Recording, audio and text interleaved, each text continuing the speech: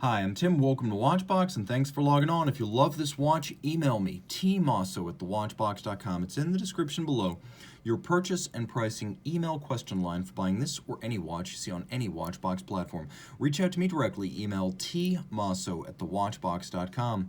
Today, I'm answering the call. You've long asked, why don't I review more women's watches? I tend to review a lot of men's watches and then unisex options, but today I am reviewing a true ladies' watch. At 31mm in 904L stainless steel, this is the Rolex Oyster Perpetual 31, a 2021 model year release, reference 277200. This is a timepiece for her. Now it measures 31mm in diameter by 10.7mm thick from lug to lug. It measures 36.6mm and 39.9mm from end link to end link across the wrist. Now the watch, as you can see, is quite compact, but I can fit it on my 16cm circumference wrist with the clasp open. Clasp closed, I probably could not. As you see, even my relatively small male wrist is somewhat challenged to wear this watch with any sense of reasonable proportion. But the flip side to that is if you do truly have a petite wrist, this is a watch that's going to look right, sit right, and in proportion to a very small forearm.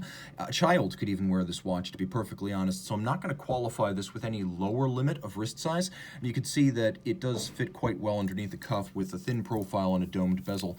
Rolex makes its cases, its clasps, and its bracelets, and this watch is no exception. Rolex making its own steel too, 904L. It's not a steel that only Rolex has, though it's a steel rarely used in the watch industry because it's more resistant to corrosion that might be caused by body salt, such as in perspiration or sea salt. It need not be rinsed after those exposures, unlike conventional 316. It's also more resistant to some industrial acids. We have an oyster-style bracelet, polished outer faces, satin down the top, a 3-link design with staggered link size and staggered link alignment. You can see screws are used to fix the removable links, and that on both sides of the bracelet.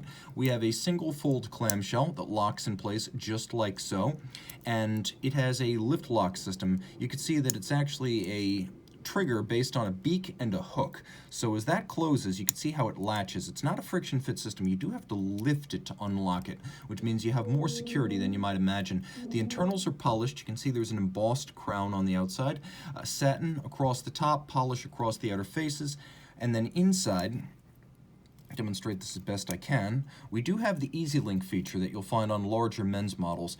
In and out, snap in, snap out. It's the approximate equivalent of adding or removing one sizable link from the bracelet, so about 5mm. There are also several divots drilled inside the clasp, and you can see those right here. So you can use your strap tool to change the anchoring point of the bracelet. There are 3 different stops where you can relocate the bracelet to fine-tune the fit.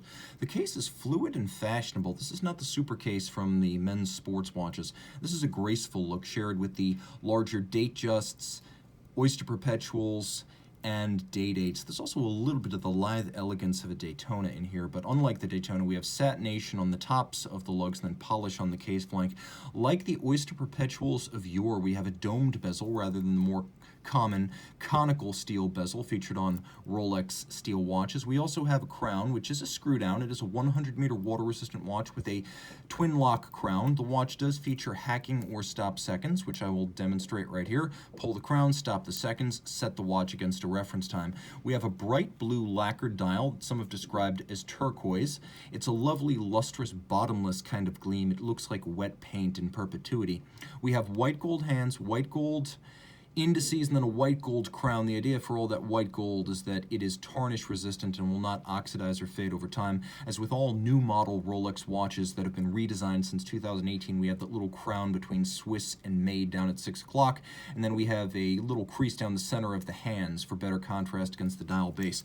Underneath the case back, a movement that not a whole lot of male Rolex collectors will recognize immediately. This is the properly sized ladies-specific 2232, an automatic winder with a 55-hour power reserve, the hacking seconds function, 31 pivot jewels. It beats away at 8 beats per second. It is free-sprung with a full balance bridge for toughness. It also features the Rolex Paraflex shock resistance system, and rather than a overcoil hairspring in Parachrome Blue, this is one of the few Rolex movements that does include Rolex's silicon hairspring technology, so you have an incredible amount of anti-magnetism here. The watch is also rated as a chronometer by the COSC, but Rolex goes better. Rolex cases up the certified movement and tests it in 6 positions to run no worse than -2 + 2 seconds per day. That is their so-called superlative chronometer standard. It's also an easy ladies' watch to read, as the hands and the indices are large with sufficient contrast by day, and by night, as you can see, Rolex Chromolite Blue Lume. They even make their own lume. It is an easy watch to read in the dark. It is a sporty, colorful, and cheerful ladies' Rolex. Reach out to Team Mosso at thewatchbox.com for purchase and pricing details.